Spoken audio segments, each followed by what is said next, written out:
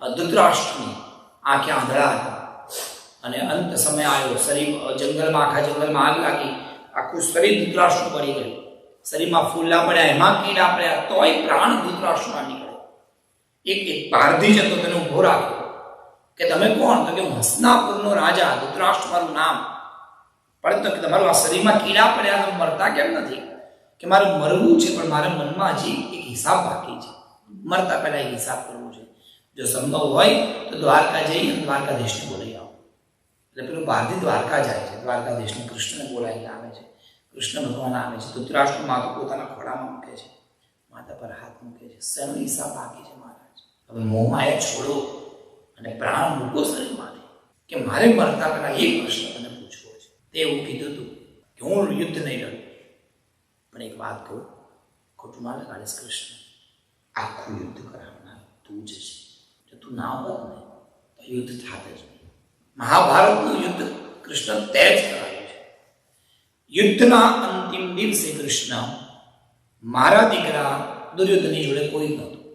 કર્ણ મરી ગયો, બધા જ મરી ગયા, કોઈ છે જ નહીં, એકલો જ બચ્યો છે. શકુની મામા પણ મરી ગયા. શું કરવું કઈ ખબર નથી, અપસેટ થઈ ગયો છેલ્લા દિવસે.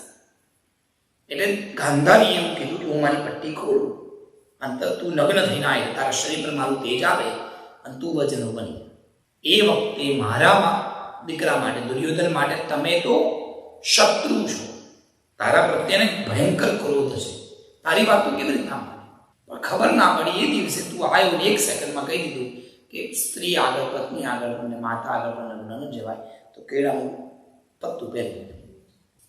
એક સેકન્ડમાં તેને સમજાય અને તું દુશ્મન છે, મને એ નથી ખબર પડતી કે એક સેકન્ડમાં તારી વાત માની.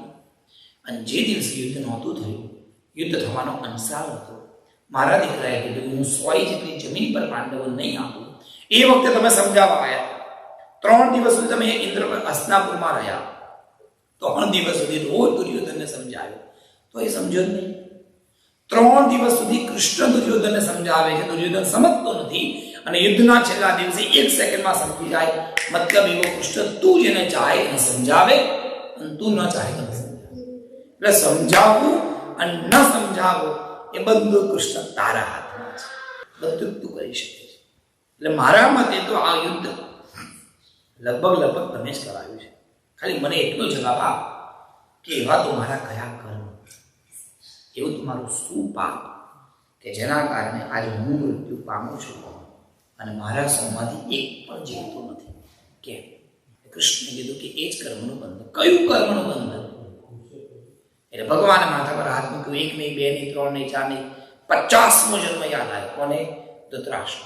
આજથી 50મા જન્મ પહેલા હું એક શિકારી હતો, શિકાર કરવા જંગલમાં ગયો હતો, આખો દિવસ શિકાર કર્યો, મને કોઈ ન મળ્યું. આજ આવતા એક સુકાયેલું ઝાડ દેખાયું, ઝાડ ઉપર પક્ષીઓના માળા હતા. મને એમ થયું કે આ ઝાડ પાડી નાખું તો મને બળેલું માંસ મળે, ભૂખ લાગી હતી. એટલે મેં વગર વિચારે આખા ઝાડ પર આગ લગાડી દીધી. જે પક્ષીઓ ઉડતા આવડતું હતું એ બધા પક્ષીઓ ઉડી જતા રહ્યા હતા, પણ નાના નાના બચ્ચા જેને બિચારાને ઉડતા નહોતું આવડતું, એ બધા નાના નાના બચ્ચાઓ બળીને મરી ગયા. અને એ બચ્ચાઓની સંખ્યા હતી 100. મેં કોકના 100 છોકરા માર્યા તો મારા પણ 100 છોકરા મર્યા. આ કર્મનું વિનિમય છે. જે જેવું કરશે એને એવું ભોગવવું જ પડશે. સારું કર્મ કરવો તો સારું, ખરાબ કરીએ તો ખરાબ. આ જ કર્મની વ્યાખ્યા છે.